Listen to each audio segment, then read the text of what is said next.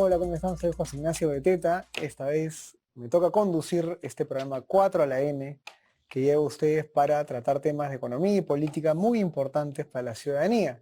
Hoy día nos toca conversar acerca de un tema complejo que seguramente vamos a hacer muy sencillo, que es esta ley que ha promulgado el Congreso para volver a retirar más aportes de los fondos de las AFPs. Para eso tenemos con nosotros a un panel de gente muy especializada, además que nos va a explicar con mucha claridad el tema. Álvaro Monge, en primer lugar, gerente general de Macroconsult. Pablo Lavado, quien es vicedecano de la Facultad de Economía de la Universidad del Pacífico y además ha sido viceministro de Salud en el Estado. Y David Tuesta, que es presidente del Consejo Privado de Competitividad y exministro de Economía. Vamos a empezar con una reflexión muy sencilla, porque a veces la gente no entiende este tema y yo he escuchado, Álvaro, mucha gente, emprendedores, clase media, que dicen, qué bueno que venga mi platita de las AFPs. ¿Es esta una medida que favorece realmente a los emprendedores, a los trabajadores peruanos formales que aportan? ¿O es una medida populista que le hace daño, digamos, a la economía, como se viene diciendo también, evidentemente, desde el ámbito académico? ¿Tú qué opinas al respecto?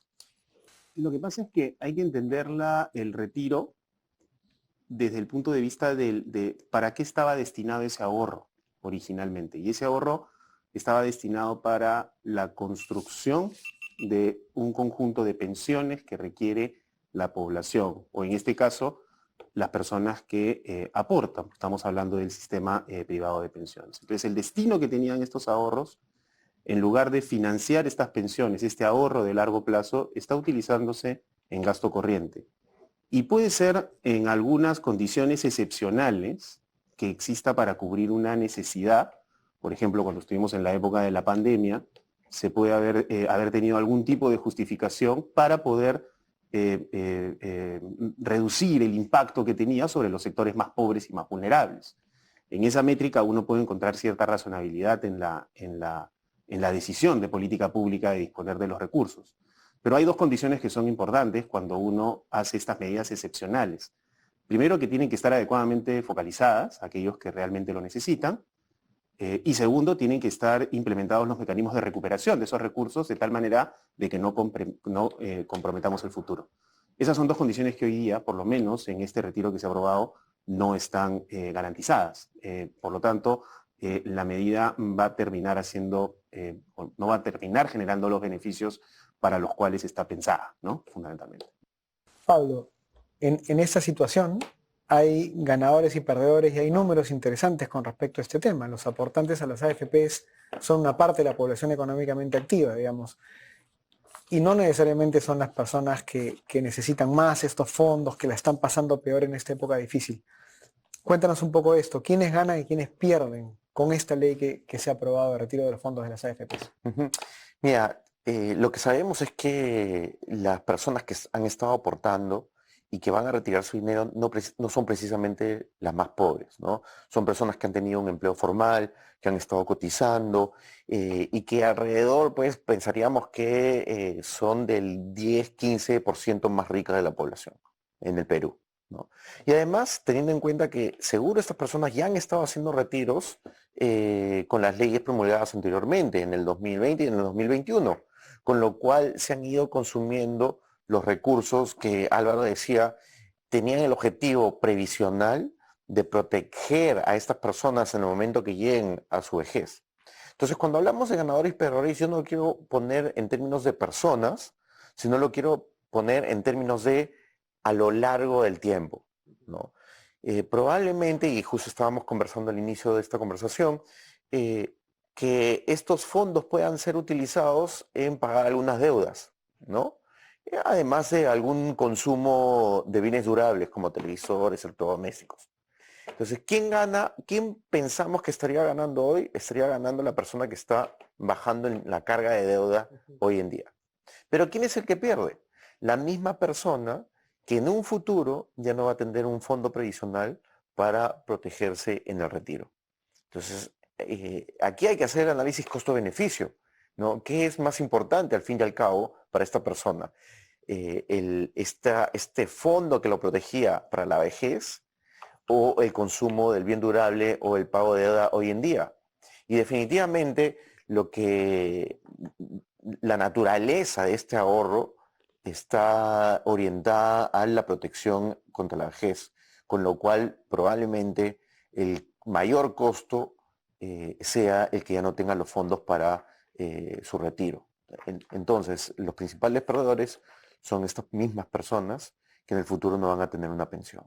Claro, están priorizando una coyuntura, digamos, inmediata frente a una potencial situación difícil en la vejez más adelante, digamos, ¿no? De largo plazo, ¿no? David, tú has escrito bastante sobre este tema y hay un tema que a veces las personas y los aportantes incluso no entienden que esta plata no es una plata que está guardada en una billetera, ¿no? Es decir, el dinero de las AFPs es un dinero que está moviéndose, que está invirtiéndose, que está generando infraestructura, proyectos, porque justamente esas inversiones, esa infraestructura, esos proyectos son los que le dan la rentabilidad a ese aportante, ¿no? En la medida en que hay un equipo técnico y especializado que hace que el dinero de este aportante se vaya al mejor lugar donde invertir. ¿Cómo afecta esto ya a la parte un poco más macro? Porque a veces la gente piensa que hay una división, una brecha, ¿no? Una ruptura entre lo chiquito y lo grande, ¿no? Sin embargo, esta plata que se va a un, entre comillas, pequeño ciudadano, está saliendo de algo que es mucho más grande y que impacta en muchas personas también. Explícanos un poco eso, por favor. Sí, muchas gracias, José Ignacio. Bueno, lo bueno de hablar al final es que puedo complementar algunas cosas primero de lo que comentaron ellos, que yo creo que han hecho un buen resumen a tu pregunta, pero voy a tomarme 30 segundos simplemente en comentar un tema que subrayó Álvaro, que es muy correcto, el tema de si se hubiera adoptado esta política pública con todos sus cuestionamientos, y era necesario por el tema de la pandemia, el tema efectivamente de excepcionalidad es importante en la política, ¿no? Pero quisiera agregar también el tema de la excepcionalidad, no solamente el tema de reponer el dinero, pero también creo que es importante el tema de la proporcionalidad de la medida, ¿no? O sea, bien focalizarlo, a dónde va, pero también a cuánto cuánto va a ser el importe que van a retirar, ¿no? Porque eso también permite de alguna manera en un momento pensar en una reposición del mismo. Acá todos los retiros que se han aprobado en gran medida han estado muy por encima de lo que probablemente requería el ciudadano medio o el aportante medio, ¿no? Para afrontar determinadas circunstancias, ¿no? Entonces, ahí también yo creo que la política se le fue completamente de las manos. Al día de hoy tenemos 11%, más del 11% del Producto Bruto Interno que ha salido, casi la mitad, ¿no? De lo que se tenía administrado previo a la pandemia. Un poco para dimensionar la magnitud que ha terminado significando estos retiros, ¿no? Y el otro tema también que mencionaba, en este caso Pablo, del quién gana, quién pierde, efectivamente, pues hay una ganancia asimétrica, ¿no? De corto plazo, ¿no? Gana efectivamente una liquidez inmediata que le va a permitir afrontar sus necesidades de corto plazo, deudas, necesidades como de esparcimiento, si se quiere, para poner dos extremos de todas las necesidades. Yo no voy a entrar, pues son las necesidades, ok, le das el dinero, pues bien, la persona decide esas necesidades, ¿no? Pero también apuntaba el quién va a pagar eso, ¿no? O sea, yo creo que ahí falta el tema, el vamos a pagar todos en algún momento. O sea, la pérdida, yo diría que no solamente la propia persona, ¿no? Efectivamente va a perder su pensión, sino yo creo que esto es un derecho, ¿no? Que está ahí en la Constitución o que está ahí, que se percibe como un derecho de los ciudadanos de tener una pensión y van a exigirla en algún momento, ¿no? Entonces una carga, un contingente que en algún momento todos los peruanos, no sé si nosotros, pero alguna generación va a tener que pagar por esto. Entonces, yo creo que sí se ha generado. Entonces, esto me permite responder rápidamente al tema del impacto general en la macro, ¿no? Esta tremenda salida de más del 11% del Producto Bruto Interno, pues te afecta, vamos a ver en términos macro, directamente al mecanismo de ahorro-inversión, ¿no? Y que finalmente genera crecimiento y genera empleo. Varios estudios, ¿no? Más o menos señalan que en promedio el aporte del ahorro privado a los fondos de pensiones ha sumado 0,5 puntos porcentuales, 0,5 puntos porcentuales al crecimiento promedio de los casi 30 años que está funcionando, ¿no? Entonces, definitivamente se ha quitado la mitad, pues yo no sé si esto funciona realmente como regla de tres, pero uno podría pensar De la noche con 13 minutos. 4 a la N, aquí en Canal N. que más o menos señalan que en promedio el aporte del ahorro privado al fondo de pensiones ha sumado 0,5 puntos porcentuales, 0,5 puntos porcentuales al crecimiento promedio de los casi 30 años que está funcionando, ¿no? Entonces, definitivamente se ha quitado la mitad, pues yo no sé si esto funciona realmente como regla de tres, pero uno podría pensar de que vas a bajar tu potencial de crecimiento y seguramente tu potencial de inversión y seguramente tu potencial de generación de empleo y disminución de pobreza, porque esto definitivamente tiene una relación también con la disminución de pobreza. Luego tienes algunos aspectos más relacionados a pérdidas efectivamente micro que se van a terminar generando en el muy corto plazo, ¿no? Porque estos recursos están invertidos en un portafolio diversificado con un objetivo, no un objetivo de largo plazo. Esto no está invertido como, digamos, en cualquier otro producto financiero en el cual usted va al cajero automático y retira. Eso están invertidos en productos sumamente líquidos. Acá está invertido, y así fue el mandato y el esquema que se generó para el momento de jubilar, ¿no? Entonces implica una desinversión, ¿no? Y ya los 5 retiros anteriores, lo que pasa es que no se percibe, ¿no? La gente quizás no termina de verlo, pero los 5 retiros anteriores ya impactó, por ejemplo, en todo lo relacionado a costo de financiamiento del Estado. Eso nos va a costar a todos los peruanos, ¿no?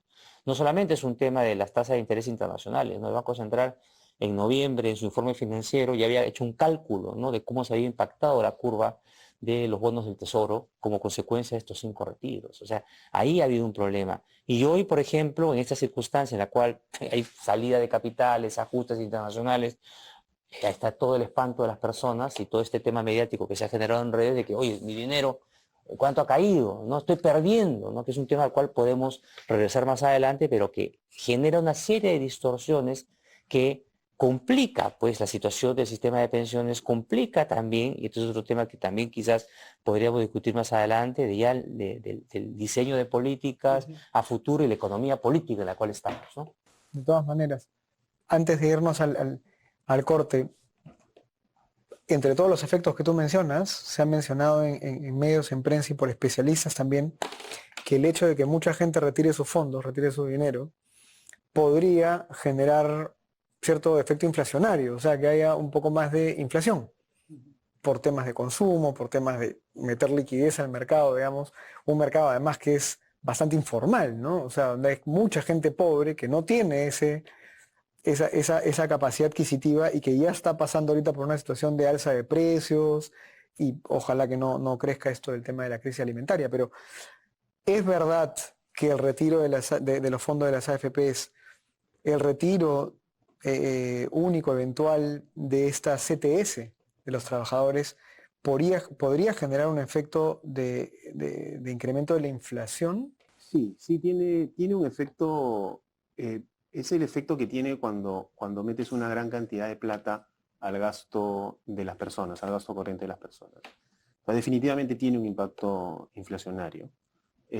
Más o menos estamos pensando de que el último retiro podría estar alrededor de 2% del PBI que podría trasladarse al gasto. O sea, no son cifras menores y eso lo que hace en economía es sobrecalentar el ciclo. Un poco tratando de utilizar el ejemplo de David, ¿no? Este 0,5% adicional se cambia por una inyección inmediata en el año corriente, ¿no? Entonces es un poco trasladar crecimiento de largo plazo a un crecimiento de corto plazo y eso lo que hace es sobrecalentar la economía y ese sobrecalentamiento se termina trasladando a precios, ¿no? Ya en un contexto en donde los precios por los factores internacionales vienen creciendo, definitivamente esta medida lo que hace es incrementar el problema de pérdida de capacidad adquisitiva de todo el conjunto de personas que no logró retirar, porque como comentaba Pablo, va a terminar siendo una minoría las personas que retiran, pero los efectos inflacionarios se van a terminar socializando en todo el grupo de la población. Nuevamente, para seguir con esa narrativa entre ganadores y perdedores, estamos identificando otros grupos u otros tipos de impactos asimétricos que van a ocurrir por la medida de política que se ha adoptado. Entonces, como para concluir esa primera parte, digamos, ciertamente las personas que van a retirar sus fondos van a tener algún tipo de beneficio de corto plazo porque podrían usar ese dinero para aliviar deudas y aliviar cargas que tienen, pero es un porcentaje muy reducido de la población. En segundo lugar, esto tiene efectos macro, o sea, esto tiene efectos en el país, que como tú bien dices, David, se relacionan a inversiones, a, a- a cuánto cuesta un crédito para el país frente a inversionistas que vienen a invertir acá, ¿no? Y en tercer lugar, esto además va a pegarle a mucha gente que no tiene esa capacidad adquisitiva. ¿Por qué? Y esto ya queda para el siguiente bloque, digamos, ¿no? O sea, ¿qué pasa con los políticos? ¿Qué pasa con el Congreso? ¿Qué pasa con la ciudadanía que no entiende esto? Porque este es un sistema previsional, mirado a largo plazo. Pero la gente lo ve como plata líquida que tiene que salir del mercado. Ya, ¿qué importa? Que me venga el bolsillo. Eso lo vamos a hablar después del corte. ¿Qué pasa con el sistema de pensiones? ¿Cómo podemos asumir este tema de la reforma del sistema? ¿Qué hacer aquí en el país? Ya regresamos en 4 a la M.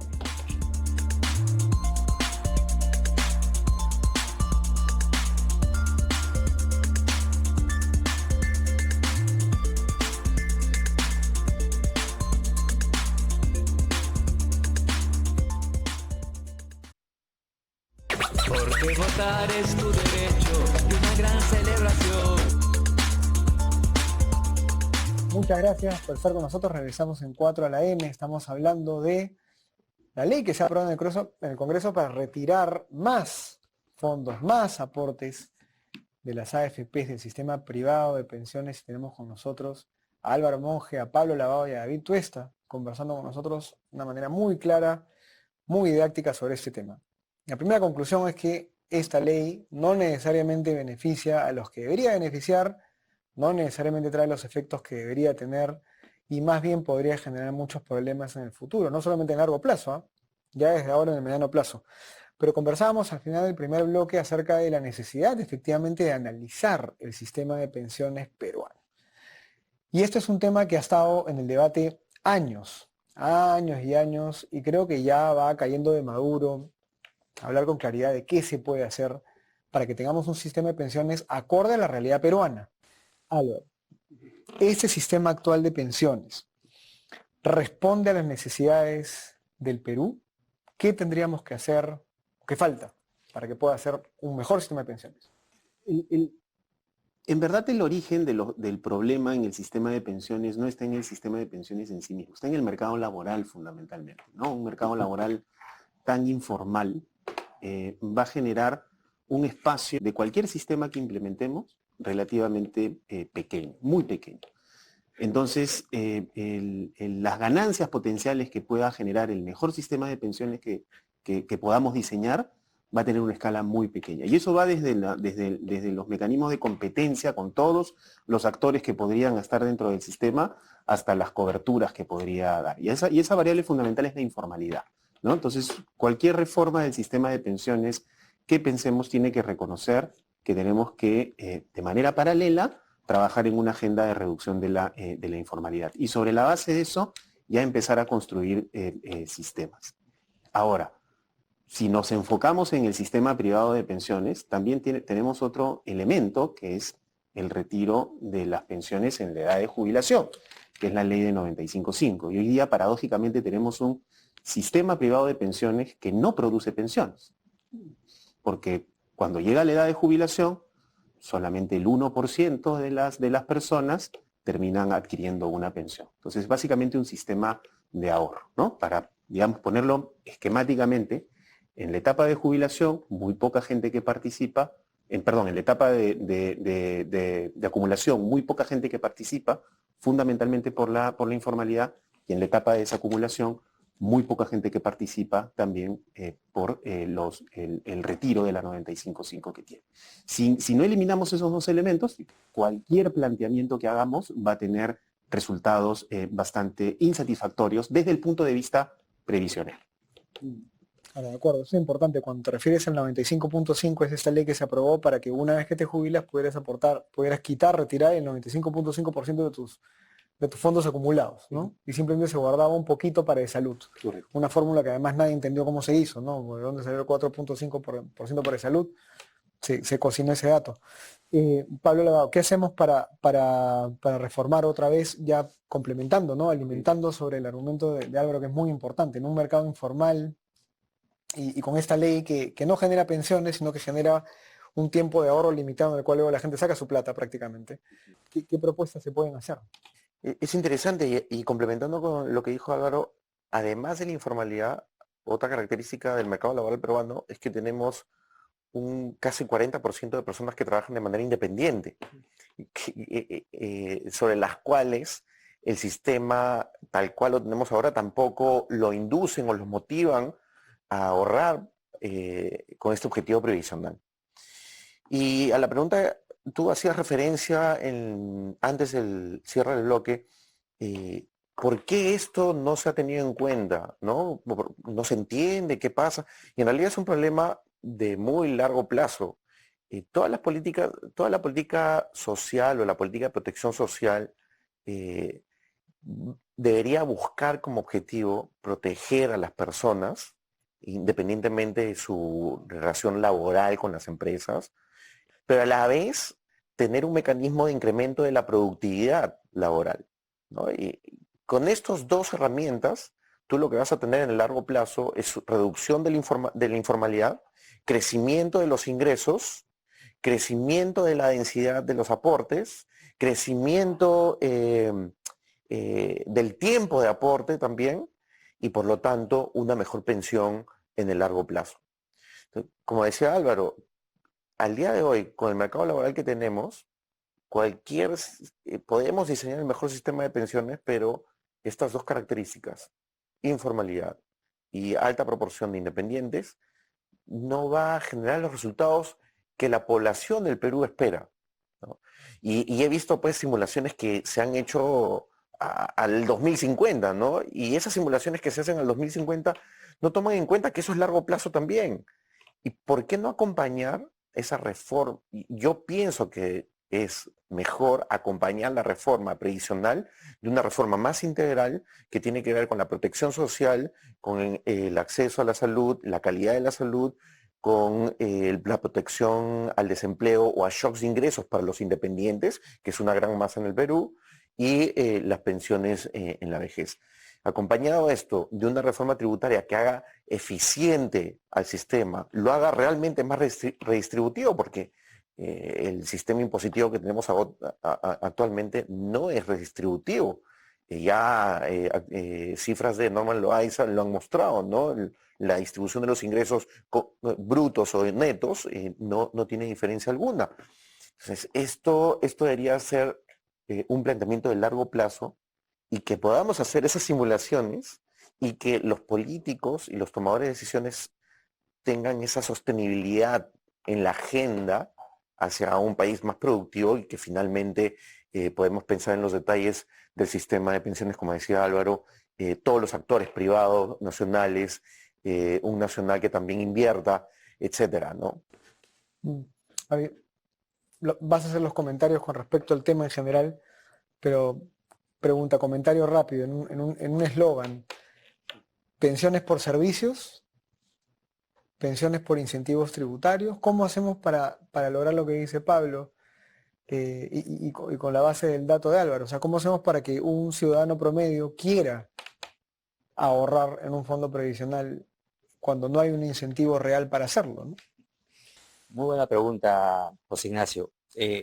Mira, partamos primero, si quieres, complementando a los aspectos que han señalado tanto Pablo como Álvaro, que estoy completamente de acuerdo, ¿no? Esta mirada que se tiene que dar al mercado laboral como base, digamos, para entender primero la problemática del sistema de pensiones que existe en el Perú. Y claro, o sea, yo creo que el gran problema de lo que tenemos ahora, incluyendo pues toda la situación de retiro que se ha generado y la crítica que existe finalmente a nuestro sistema de pensiones, es que desde su creación, ¿no? Se obvió justamente la importancia que tenía el mercado laboral en el Perú. Yo creo que se pensó que se iba a empezar a formalizar o desarrollar por inercia, por el propio funcionamiento, ¿no? de la economía, ¿no? De los propios incentivos existentes. Entonces se crearon dos esquemas, la ONP y el sistema privado de pensiones, y se les pusieron ciertas reglas a cada uno. Y yo luego he visto ausente al hacedor de política pública respecto a si hay que ir haciendo perfeccionamientos o no. Cada uno de esos dos sistemas hizo su máximo, creo yo, esfuerzo dentro de, de los espacios que tenía para entregar pues las pensiones que cada uno de sus mecanismos podía generar. Pensiones, o bueno, lo que las normativas también evolucionaron o involucionaron de otra forma, porque el 95.5 significó que tampoco ya hayan pensiones, ¿no? El concepto de pensión es un concepto de flujo, ¿no? Es decir, asegurar a las personas que van a recibir una cantidad de dinero mensual, ¿no? Esa es la periodicidad típica que existe, ¿no? A perpetuidad o con un retiro programado, ¿no? No el dinero de golpe, ¿no? Entonces, bueno, eso también es un tema que distorsionó completamente. Pero yo creo que ahí está, creo yo, el principal problema, ¿no? No ha habido un rol, digamos, del Estado, no intervencionismo, el rol que debería tener de guía, de saber de alguna manera ordenar aspiración de que todos los peruanos, más allá de su condición laboral, puedan obtener una pensión o un aseguramiento para uno de los riesgos que tienen las personas, que es el de pobreza en la vejez, ¿no? El hecho de disminuir que no es el único punto, como ya lo mencionó Pablo, el concepto es mucho más amplio, digamos, de protección social, de todos los riesgos que enfrenta una persona por salud, por fallecimiento, por enfermedad, y bueno, y una de estas cosas es el tema justamente de jubilarte, ¿no? Y ahora tu pregunta, ¿no? Pensando un poco en los incentivos, ¿no? Uno debería preguntarse por qué existen finalmente los sistemas de pensiones. Yo no sé pues, si cuando se crearon, cuando Otto von Bismarck pensó en hacer esto, no sé si ya él anticipaba aspectos de economía conductual o economía del comportamiento, ¿no? Era una necesidad en el momento social, la pobreza, él anticipó, más allá creo el tema de la pobreza que se podía empezar a generar en un mundo industrializado, ¿no? Yo creo que intuitivamente sí sabía que las personas voluntariamente no iban a ahorrar, ¿no? Para un objetivo de tan largo plazo. O sea, las personas sí que ahorran con objetivos muy concretos. Tú voluntariamente le dices, sí, yo ahorro para mi cuota inicial, ahorro para la fiesta, vamos a ver un tema más banal, ¿no? La fiesta, el quinceañero de mi hijo, de mi hija, o la fiesta, lo que fuera, que estos son temas culturales que existen en muchas partes del mundo. Pero para ahorrar para dentro de 35, 40 años cuando me jubile. O sea, con ese concepto es muy difícil, ¿no? Es muy difícil. Entonces, yo no sé si hay el incentivo suficiente como para que alguien ahorre lo suficiente también, porque otro gran problema es que tendemos a minimizar los efectos negativos que van a pasar a largo plazo. O somos muy optimistas respecto a los ingresos que vamos a poder generar a largo plazo. Entonces, incentivos yo creo que son importantes, pero no es suficiente como para que se constituyan en la base de un sistema.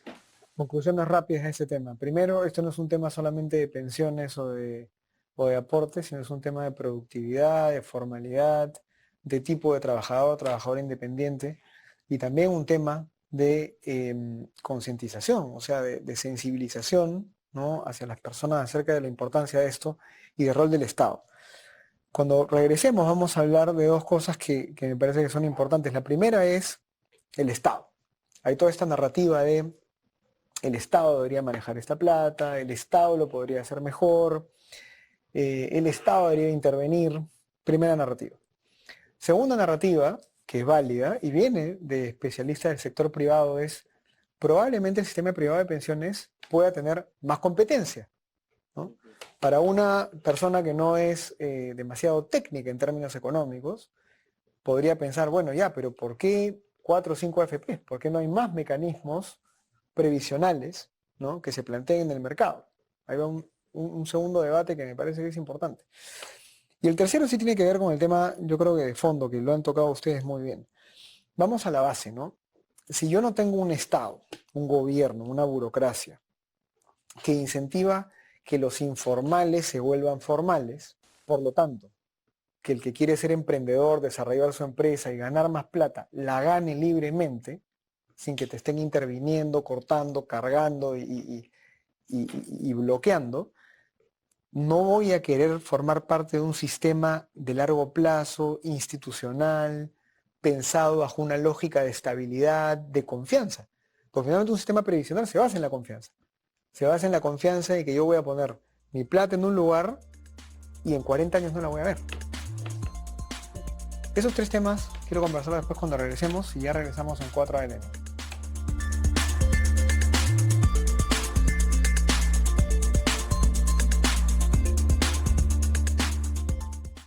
Porque tienes hasta el 3 de junio.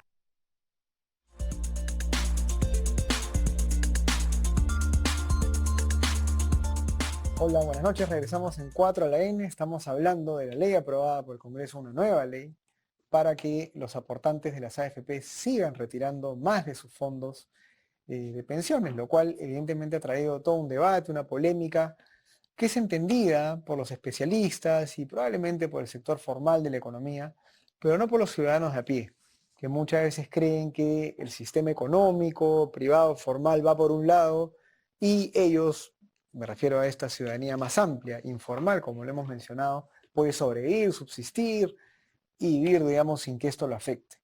Y uno de los temas que planteábamos en el bloque anterior era, existe una narrativa de parte de ciertos sectores de pensar que el sistema privado de pensiones tiene demasiadas distorsiones, es un sistema que tiene muchos problemas, se habla incluso de malas intenciones del sistema privado de pensiones, y entonces, bajo esta narrativa se plantea que el Estado maneje los fondos de los aportantes, que se haga un fondo común, una bolsa común que el Estado pueda administrar en vez de un sistema privado. O en todo caso que el Estado intervenga más en el sistema privado poniendo condiciones. ¿Es esto conveniente? ¿Hay experiencias de este tipo que digan que este es un buen camino, Álvaro? El consenso que se está construyendo o que se ha venido construyendo es tratar de aprovechar los beneficios que te da tanto un sistema público como un sistema privado de pensiones, porque ambos tienen sus elementos a favor y en contra, sobre todo en realidades complejas de altísima informalidad. Entonces, hacia donde debemos caminar es a un sistema integral de pensiones, en el cual la participación del Estado se vaya definiendo en la medida de que surjan más o menos vulnerabilidades. Yo a veces trato de poner un ejemplo de una pirámide. Probablemente en la base de la pirámide, donde hay una gran cantidad de personas que tienen incapacidad, por ejemplo, para poder construir una pensión, el rol del Estado es mucho más importante, incluso financiando un piso de protección social, digamos, para poder hablarlos en términos más grandes, como lo puso Pablo. En la punta de la pirámide, donde tenemos a las personas que tienen una mayor cantidad de recursos, son bastante más formales y además tienen menos transiciones hacia la informalidad, probablemente un ahorro contributivo y privado tenga mucho más lógica.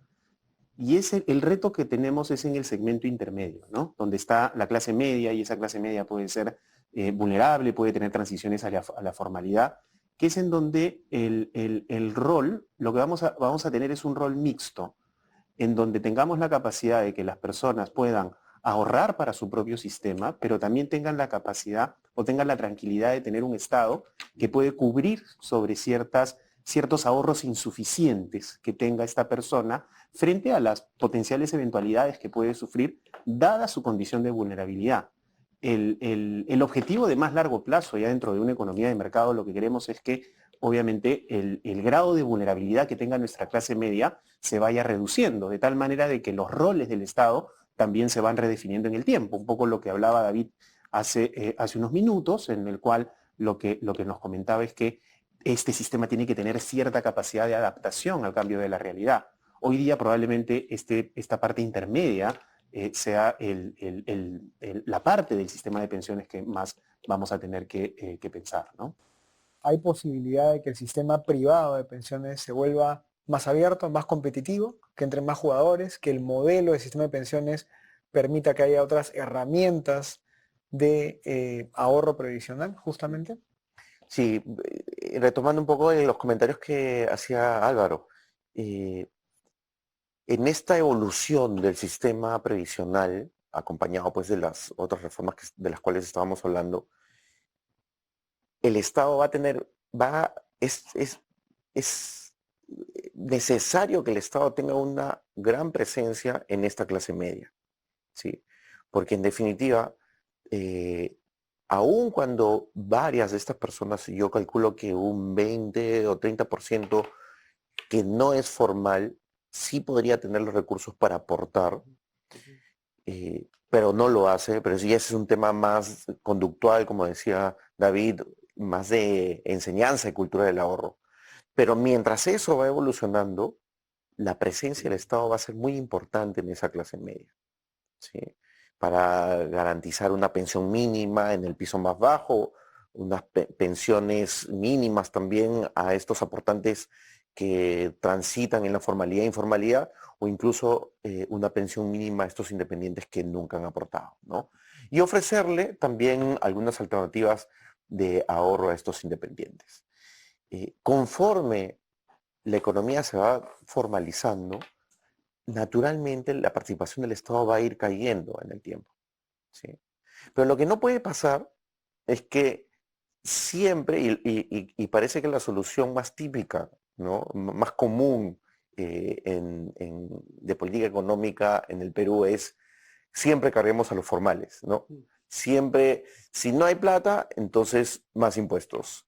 Y de hecho las propuestas que se han planteado pues, desde el Congreso antes de la pandemia iban por, bueno, para redistribuir mejor las pensiones, me olvido de lo que va a pasar en la economía en los próximos 30, 40 años, y lo que voy a hacer es a los formales de hoy, les voy a cargar. Y no solamente al empleado, sino también al empleador, ¿no? Y en la práctica esto va a funcionar como un impuesto. Entonces, ese pensamiento de siempre estar ahí cargando la pequeña parte del pequeño componente formal de la economía, pues finalmente lo que origina es estos pocos incentivos a la formalización que estaba hablando Álvaro, ¿no? Hay espacio para generar más instrumentos de ahorro previsional, por supuesto, y para eso están las experiencias internacionales. Lo que va a generar un mayor cambio es la educación financiera y la cultura del ahorro, y en paralelo la oferta de instrumentos financieros de ahorro previsional que se vayan planteando pues a partir de las mismas AFPs, a partir de otros conglomerados financieros también, otras instituciones pueden ser nacionales o internacionales, y que le ofrezcan al ciudadano un menú de alternativas para ahorrar, ¿no? En definitiva, lo que yo quiero dejar aquí claro es que la presencia del Estado tiene que ser importante hoy día, ¿sí? No carguemos siempre al pequeño componente formal, y conforme va evolucionando, esto se va haciendo más sostenible. La participación del Estado, yo creo que el Estado se plantea que el Estado, para terminar nomás, se plantea que el Estado también maneje una cartera de inversiones, ¿no? Con una rentabilidad asegurada. Mira, yo soy un poquito escéptico con respecto a eso, ¿no? ¿Cuánto puede costar esa institución? ¿No? ¿A quién vas a llamar para que lidere esa institución? ¿No? Sobre todo en la coyuntura actual en donde no parece ser que la meritocracia sea la característica para llenar espacios en las oficinas públicas, ¿no? Volvemos al rol del Estado, ¿no? Un Estado que incentiva la formalidad, un Estado que se preocupa por generar herramientas de protección social, un Estado que utiliza bien el dinero de los contribuyentes, es un Estado con buenos técnicos, ¿no? Porque al final el Estado hecho de seres humanos. El Estado no es una entelequia abstracta, es un conjunto de personas y definitivamente no solamente ahora. Yo creo que lamentablemente desde hace una buena cantidad de años muchas entidades del Estado que debieron haber sido técnicas y obviamente con sensibilidad social y con llegada a la gente, a la población, dejaron de ser técnicas y se convirtieron en entidades más políticas que técnicas. David, acá hay varios temas en la mesa, digamos, ¿no? Pero el punto central es qué hacer con este sistema de pensiones integral del que hablaba Álvaro, en el cual hay tantas variables que se cruzan, ¿no? Y finalmente, y ciertamente acá sí hay que ser muy honestos, el centro del debate está en la persona, no en la AFP, no en el Estado, no en la ONP, sino en el ciudadano que merece, si es que va a ahorrar y si es que va a aportar, recibir lo mejor de sus aportes en términos de rentabilidad, en el mejor contexto, con las mejores inversiones, y si es que no puede ser a través de un sistema privado, un Estado que lo protege, porque además el dinero del Estado es el dinero de los contribuyentes. Entonces, ¿cómo juntas todas estas variables y las conviertes en un paquete que sea atractivo para la gente, ¿no? Para la población? Porque es un debate muy técnico, pero ¿cómo lo aterrizamos? Es complicado, no es complicado y hay que partir de eso, ¿no? De que las soluciones simplistas, como comentaba Pablo, ¿no? Que le estaba todo y sin saber exactamente cómo, no es la vía, ¿no? Uno puede escribir muchas cosas en el papel, ¿de acuerdo? Y el papel, como se dice, aguanta todo, ¿no? Aguanta modelos, aguanta proyecciones, pero al final siempre surge, ¿dónde va a funcionar esto? ¿No? No, esto funciona en Holanda o funciona, pero estamos en Perú, ¿no? O esto funciona así en Uruguay, estamos en Perú, ¿no? Entonces, por poner dos referencias. Entonces, yo siempre voy al tema institucional, que creo que es clave, ¿no? ¿Qué país tienes? ¿Qué instituciones tienes? ¿Qué estado tienes? Y eso es importante porque al final eso te permite tratar de dimensionar, ¿no? Realistamente qué es lo que puede generar. Eso no significa que no tengas aspiración a qué tipo de sistema de pensiones quieres llegar. Pero yo creo que es muy importante partir y entender la realidad, ¿no? Entonces, sí, es cierto, ¿no? Hay muchas piezas que hay que buscar la forma como se integren. O sea, yo estoy completamente de acuerdo con Álvaro y con Pablo, ¿no? Respecto a la integralidad del sistema. Y ahí, claramente, el Estado tiene un rol, ¿no? Un rol de amalgama, ¿no? Entre estos diferentes aspectos y cómo otorgarle, finalmente, no sé si la palabra es asegurar, ¿no? Que parece muy pretenciosa, pero cómo tú acercarle el concepto de pensión, ese aseguramiento por vejez al ciudadano, sin importar en este caso el nivel de ingresos o de capacidad o niveles económicos que se encuentra cada persona. Tú tienes que asegurarle, más o menos de comillas esa palabra, algo. Y entonces, claro, ¿esto qué implica, no? Que tienes ahí que tener en consideración que hay también diferentes situaciones como se puede construir ese ahorro. Hay personas que no tienen nada, ¿no? Hay personas que tienen muy poco, hay personas cuya generación de ingresos es muy volátil. Un día tiene ingresos, otro día no tiene ingresos, un mes la pasa en blanco, otros tienen la suerte de tener, en el Perú es una suerte de tener un empleo formal, ¿no? Y que puede tener esa regularidad, con una gran incertidumbre también de que puede perderlo y qué pasemos después con él, ¿no? Entonces, tiene que haber un concepto, desde mi punto de vista, donde el Estado tiene que actuar, que es el tema de, vamos a llamarlo así, de un nivel de aseguramiento mínimo de recursos en caso esta persona, pues al momento de su vejez, no logre tener ahorros suficientes. Primero, no tenga nada o no tenga ahorros suficientes, ¿no? En ese punto, la aspiración podría ser, ¿sabes qué? Mira, en Holanda otorgan a todos los ciudadanos 1.000 euros. Me parece muy bien que aspiremos a eso, pero realistamente podemos dar 1.000 euros a cualquier peruano sin nada, ningún requisito, es así, es una pensión ciudadana. Pues no, ¿no? Sí me gusta el concepto, entonces ¿cómo hacemos para empezar con un importe, porque eso nos va a costar a todos los peruanos, que implique ese beneficio? Pensión 65, el nivel puede ser discutido, ¿de dónde viene esa fuente de financiamiento? Luego viene el tema de, oye, pero algunos empiezan a ahorrar, ¿no? Entonces ese ahorro tiene que ser considerado, pero claro, tienes que asegurarle algo, porque ese pequeño ahorro que le has descontado de repente trabajando, no es suficiente, ¿no? El sistema de ahorro, el que fuera, FP o cualquier sistema de inversión de tus recursos, seguramente hacer un trabajo excelente en multiplicarte el sol, los 2 soles, los 100 soles que has aportado. Y te lo voy a multiplicar por 3, por 4, por 5. Pero tú qué haces con 500 soles como pensión, si solamente has puesto 100 o 1. Entonces hay que entender también que tiene que haber un rol ahí por parte del Estado de, a ver, ¿a cuánto más le contribuyo y a qué pensión puede otorgarle en función a eso que ha venido contribuyendo, complementando? Y luego hay un colectivo al cual tú tienes que asegurarle, pues bueno, en caso de que caiga pues terriblemente en pobreza, sabe que tiene ese respaldo, ¿no? Pero como seguramente, muy probablemente no sea el caso, pues seguramente va a poder construir su ahorro en función a sus propios esfuerzos y hay que respetar justamente ¿cómo se llama? Los recursos ahorrados de manera privada. Entonces, yo creo que esa es un poco la forma de integrar, de buscar, el Estado tiene un rol, me parece a mí, de complementar, asegurar, digamos, que todos los ciudadanos pues tengan un mínimo, una base, un colchón, pero dando este espacio para que aquellos que puedan ahorrar más tengan esa capacidad de construir, ¿no?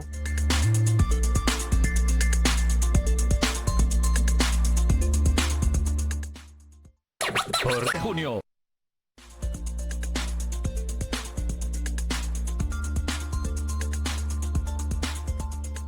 Ahora, en el tema de la participación del Estado y las reformas, se quedó pendiente una reforma, por ejemplo, que tenía, y esa es una pregunta muy puntual, pero quiero su opinión al respecto, que tenía este componente de un porcentaje para tu bolsa individual, ¿no? Y un pequeño porcentaje, que era 20-25%, decía el proyecto de ley, el proyecto de reforma, que iba a una bolsa para todos. Con lo cual entramos otra vez en un dilema porque, como decía Pablo, le vuelves a cargar a los formales el hecho de tener que aportar para otras personas, pero tenía cierta sensatez en la medida en que, eh, claro, de ese fondo de pensiones individualizado había un aporte solidario para una cantidad de población que no tenía esos recursos. Pero el Estado tiene otros mecanismos para buscar esos fondos. A ver, lo hemos hablado hace unos programas, ¿no? O sea, el 15% aproximadamente del presupuesto se pierde en corrupción, el 20-25% del presupuesto se devuelve al Ministerio de Economía y Finanzas, hay un gasto corriente que supera el 60-70%, hablando de sueldos, planillas en muchas entidades públicas. Vamos un paso más atrás ya, si nosotros tuviéramos la capacidad de ser los políticos de turno para poder hacer que el Estado sea más eficiente con la plata y poder garantizar esta escalera de protección social desde el que no tiene nada hasta el que tiene lo suficiente, pero igual tienes que respetar sus ahorros. ¿Qué hacemos? Con el riesgo de sonar simplista, ¿ya? Pero hay un elemento que le resta atractivo al sistema de pensiones, que es que obviamente no vamos a solucionar todos los temas conductuales vinculados al ahorro de largo plazo que comentaba David, pero estamos acostumbrados a cargarle al sistema de pensiones los riesgos que ocurren en el mercado. O sea, frente a la pérdida de trabajo o frente a una eventual pérdida de ingresos, el Estado no tiene los mecanismos para actuar y tratamos de ir hacia los fondos del sistema de pensiones. Y podríamos ganar mucho si es que centramos esta reforma del sistema de pensiones dentro de una reforma integral, sabiendo de que hay mecanismos más eficientes para poder asegurar los ingresos o para poder asegurar la pérdida de bienestar durante la etapa de acumulación. Y eso es, nuevamente, para no entrar ya en los elementos, todavía en los elementos de gestión, que están mucho más vinculados con reforma del Estado, hay también un elemento de diseño central de tratar de definir cuáles son los mecanismos más eficientes para atacar las eventualidades que sufre el individuo a lo largo de su vida, ¿no? Y evidentemente, sobre la base de ese diagnóstico, podemos encontrar un rol mucho más eficiente del Estado o mucho más efectivo de parte del Estado a través de destinar los recursos de manera correcta. Lo que a veces uno se frustra o se frustra en el diseño de la cosa pública es que se terminan utilizando herramientas que no necesariamente están pensadas para solucionar un determinado problema. Y parte de esa reforma del Estado que hay que impulsar y hay que trabajar, ¿no? Como parte de esta reforma integral, pues que mencionaba Álvaro, no se puede ver el problema o el tema de sostenibilidad fiscal de estas propuestas de sistema de pensiones como un compartimento estanco, ¿no? El presupuesto de la República es uno, ¿no? Y es el problema en todos los ministerios, ¿no? Creen que son compartimentos estancos y las líneas transversales de reforma no están, casi nunca están alineadas, ¿no? Entonces, identificas un problema y tú quieres financiar ese problema dentro de ese compartimento estanco, ¿no? En este caso, identificas el problema de las pensiones y en esta clase media, pues que faltan pensiones, entonces a los pensionistas le voy a cargar con una tasa adicional. En lugar de ver esta reforma integral de protección social con un presupuesto que tú manejas del Estado y que en el tiempo pretendes que vaya incrementándose, porque tu reforma tributaria, el objetivo de tu reforma tributaria es que la presión fiscal también aumente y además también vayas eliminando estas ineficiencias que tú mencionabas que hay dentro del Estado en cada uno de los sectores, ¿no? En particular, y yo siempre te lo he contado, la ineficiencia en los hospitales públicos, en donde casi el 25-30% del costo de una atención o una intervención quirúrgica es gasto administrativo, ¿no? Es totalmente ineficiente. O sea, hay recursos ahí donde hay que mejorar, buscar esas islas de eficiencia que hay dentro del Estado, replicarlas en cada uno de esos ámbitos, liberar recursos y darle más fondos a este tema de la protección social. Y el tema de la protección social va a ser un tema súper importante en los próximos años, porque en tanto no tengamos esta política de largo plazo de reducción de la informalidad, así cargues con lo que cargues al formal, no te va a alcanzar el dinero. Y vas a generar todo lo contrario, distorsiones en el mercado laboral que te van a incrementar la informalidad y generando todo lo contrario, menos recursos para el Estado, ¿no? Yo quería dar un elemento adicional más en el ámbito de cómo hacer que esta reforma surja, ¿no? A ver, yo creo que el sistema de pensiones está sobrediagnosticado, la verdad, ¿no? O sea, yo creo que hay muy buenos diagnósticos, muy buenas propuestas para la discusión. No es que uno puede estar de acuerdo completamente con cada una de las que han salido. Yo participé en una, tuvo sus críticas, han habido otras también, todas son criticables porque cada quien tiene una perspectiva y porque no existe un modelo único, ¿de acuerdo? Mucho depende en gran medida de que se pueda desarrollar y generar un consenso, ¿no? Para que esto finalmente funcione en el ámbito de lo posible. Pero una cosa que ha venido faltando desde hace bastante tiempo es la parte de los que toman decisión, ¿no? Yo hace bastante tiempo que, sobre todo en este contexto, ¿no? Veo a la Superintendencia de Banca y Seguros, veo al MEF, veo al Banco Central de Reserva también, bastante un poco de perfil a lo que está sucediendo, ¿no?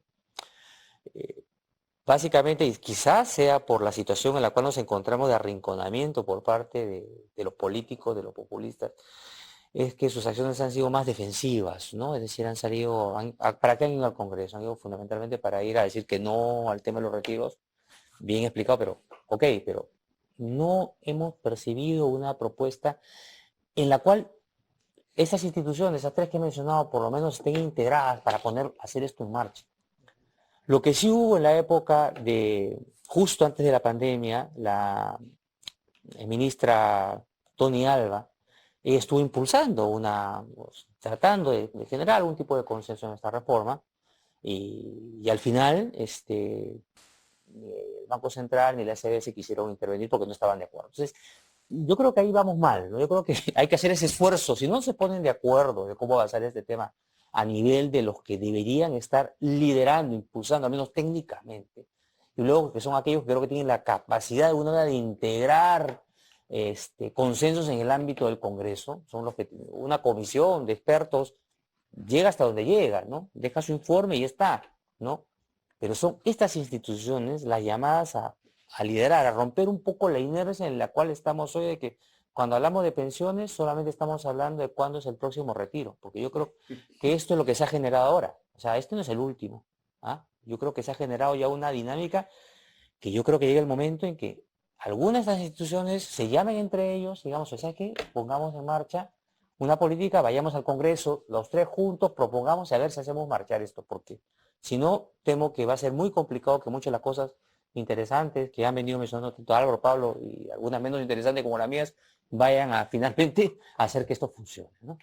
No, importante, muy interesante, porque terminamos con el tema que también suena simplista, pero no es menor, que es la voluntad política, ¿no?